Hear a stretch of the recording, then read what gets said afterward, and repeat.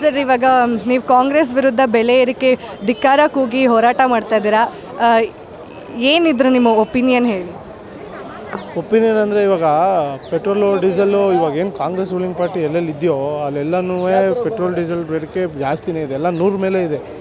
ನಮ್ಮದು BJP ಸರ್ಕಾರ ಎಲ್ಲೆಲ್ಲಿ ರೂಲಿಂಗ್ ಇದೆ, NDA ಸರ್ಕಾರ ಎಲ್ಲೆಲ್ಲಿ ರೂಲಿಂಗ್ ಇದೆಯೋ ಎಲ್ಲ ಕಡೆನೂ ನೋಡಿದ್ರೆ ಪ್ರೈಸಸ್ಸು 100 ರೂಪೀಸ್ ಕೆಳಗಡೆನೇ ಇದೆ. ಅದು ಯಾಕೆ ಏನು ಅಂತ ಸರ್ಕಾರ ಹೇಳಬೇಕು. ಯಾಕೆ ಈ ಥರ ಇನ್ಕ್ರೀಸ್ ಮಾಡ್ತಾ ಇದ್ದಾರೆ, ಜನಸಾಮಾನ್ಯರು ಎಲ್ಲಿ ಹೋಗ್ತಾರೆ, ಏನು ಇವೆಲ್ಲ ಅವ್ರು ವಿಚಾರ ಮಾಡಬೇಕು. ಅದಕ್ಕೋಸ್ಕರ ಈ ಪ್ರತಿಭಟನೆ ಮಾಡ್ತಾರೆ. ಮಾನ್ಯ ಸಿದ್ದರಾಮಯ್ಯನವರು ಅನೇಕ ಬಜೆಟ್ನ ಮಂಡಿಸಿದ್ದೀನಿ ಅಂತ ಹೇಳ್ತಾರೆ. ಆರ್ಥಿಕತೆ ತಂದುಬಿಟ್ಟು ಇನ್ಯಾರಿಗೂ ಗೊತ್ತಿಲ್ಲ ಅಂತ ಹೇಳ್ತಾರೆ. ಬಟ್ ಈ ಗ್ಯಾರಂಟಿ ಯೋಜನೆಗಳೇನಿದೆ ಅದ್ರಲ್ಲಿ ಆಗ್ತಾ ಇರೋವಂಥ ನಷ್ಟನ ಸರಿದೂಗಿಸೋಕ್ಕೆ ಈ ರೀತಿಯಾದಂಥ ಕ್ರಮಗಳನ್ನ ಕೈಗೊಳ್ತಾ ಇದ್ದಾರೆ.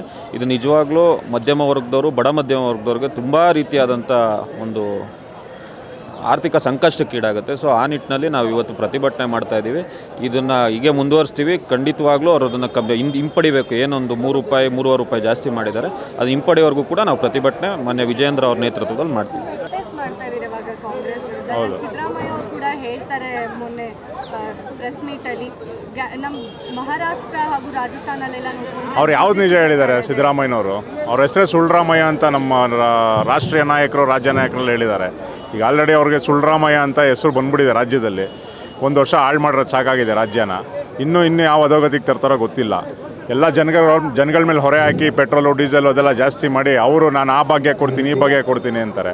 ಅದೆಲ್ಲ ಮತ್ತೆ ಜನಗಳ ದುಡ್ಡು ಕಿತ್ಕೊಂಡು ಕೊಡೋದಕ್ಕೆ ಅವರೇ ಬೇಕಾ? ಇಲ್ಲಿ ಯಾರೂ ಫ್ರೀ ಕೇಳ್ತಾ ಇಲ್ಲ. ಎಲ್ಲರೂ ಅವ್ರು ದುಡ್ಕೊಂಡು ತಿನ್ನೋಕ್ಕೆ ಶಕ್ತರಾಗಿದ್ದಾರೆ. ಇವರು ಸುಮ್ಮನೆ ನಾನು ಫ್ರೀ ಕೊಡ್ತೀನಿ ಅಂತ ಜನಗಳನ್ನ ತಪ್ಪದಾರಿಗೆ ಎಳೆದು ನಮ್ಮ ರಾಜ್ಯದ ಆರ್ಥಿಕ ಪರಿಸ್ಥಿತಿನ ಹದಗೆಡಿಸ್ತಾ ಇದ್ದಾರೆ. ಮತ್ತು ಈ ತೈಲ ಬೆಲೆ ಹೊರೆ ಜಾಸ್ತಿ ಆಗಿದೆ ನಮ್ಮ ಜನಕ್ಕೆ. ಸಾಕಷ್ಟು ರಾಜ್ಯ ಸರ್ಕಾರದ ಇವತ್ತು ಡೀಸೆಲ್ ಪೆಟ್ರೋಲ್ ರೇಟನ್ನು ಜಾಸ್ತಿ ಮಾಡಿರುವಂಥ ಸರ್, ಇವತ್ತು ಡೀಸೆಲ್ ಪೆಟ್ರೋಲ್ ರೇಟ್ ಜಾಸ್ತಿ ಆಗಿ ಇವತ್ತು ಪ್ರತಿಭಟನೆ ಮಾಡ್ತಾ ಇದ್ದೀರಿ. ಖಂಡಿತ ಪ್ರತಿಭಟನೆ ಮಾಡ್ತಾ ಇದ್ದೀರಿ. ಜನಸಾಮಾನ್ಯಕ್ಕೆ ಭಾಳ ನಷ್ಟ ಆಗ್ತಾ ಇದೆ. ಪೆಟ್ರೋಲು ಡೀಸೆಲಿಂದ ಎಲ್ಲ ರೇಟುಗಳು ಜಾಸ್ತಿ ಆಗ್ತಾ ಇದೆ. ಹಾಗಾಗಿ ನಮ್ಮ ಸ್ಥಳೀಯ ಶಾಸಕರಾದ ಅಶ್ವತ್ಥ ನಾರಾಯಣ ಪಾಲ್ಗೊಳ್ತಾ ಇದ್ದಾರೆ, ವಿಜೇಂದ್ರ ಅವರು ಪಾಲ್ಗೊಳ್ತಾ ಇದ್ದಾರೆ. ನಾವು ಇಲ್ಲಿಂದ ವಿಧಾನಸೌಧಕ್ಕೆ ನೇರ ಸೈಕಲ್ ಜಾಥಾ ಓಡ್ತಾ ಇದ್ದೀವಿ.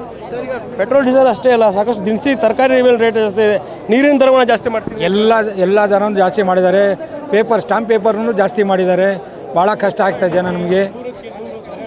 ಗ್ಯಾರಂಟಿ ಯೋಜನೆಗಳಿಂದ ಈ ಲಾಸ್ ಆಗ್ತಿದೆ ಅಂತ ಹೇಳ್ತೀರಾ? ಖಂಡಿತ ಗ್ಯಾರಂಟಿ ಯೋಜನೆಯಿಂದ ಹೆಣ್ಮಕ್ಳಿಗೆ ಅನುಕೂಲ ಆಗ್ತಾಯಿದೆ, ಜನಸಾಮಾನ್ಯರಿಗೆ ದಿನ ಸುತ್ತಾ ಇದ್ದಾರೆ. ಅದು ಗ್ಯಾರಂಟಿ ಇದರಲ್ಲಿ ನಮಗೆ ಹೊರೆ ಆಗ್ತಾಯಿದೆ.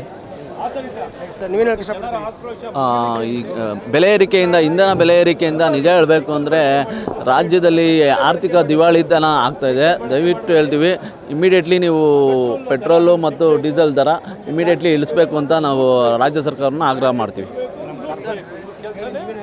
ನಮ್ಮದು ಪೆಟ್ರೋಲು ಡೀಸೆಲ್ ಬೆಲೆ ಏರಿಕೆ ಇಳಿಸೋವರೆಗೂ ನಮ್ಮ ಹೋರಾಟ ಇದ್ದೇ ಇರುತ್ತೆ.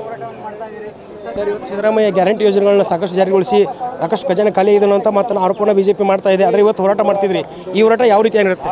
ಇನ್ನು ಮುಂದೆ ಭಾರಿ ಪ್ರತಿಭಟನೆ ಇರುತ್ತೆ. ಏನಕ್ಕೆ ಅಂದರೆ ಕಾಂಗ್ರೆಸ್ ಸರ್ಕಾರ ದಿವಾಳಿ ಆಗಿದೆ, ಕರ್ನಾಟಕದಲ್ಲಿ ದಿವಾಳಿ ಆಗಿದೆ. ಅದಕ್ಕೆ ಜನಸಾಮಾನ್ಯರಿಗೆ ತುಂಬ ಹೊರೆ ಆಗಿದೆ. ನಾವು ಇದು ಬೆಲೆ ಏರಿಕೆ ಎಲ್ಲ ಇಳಿಸೋವರೆಗೂ ನಮ್ಮ ಹೋರಾಟ ಮುಂದುವರಿಯುತ್ತೆ.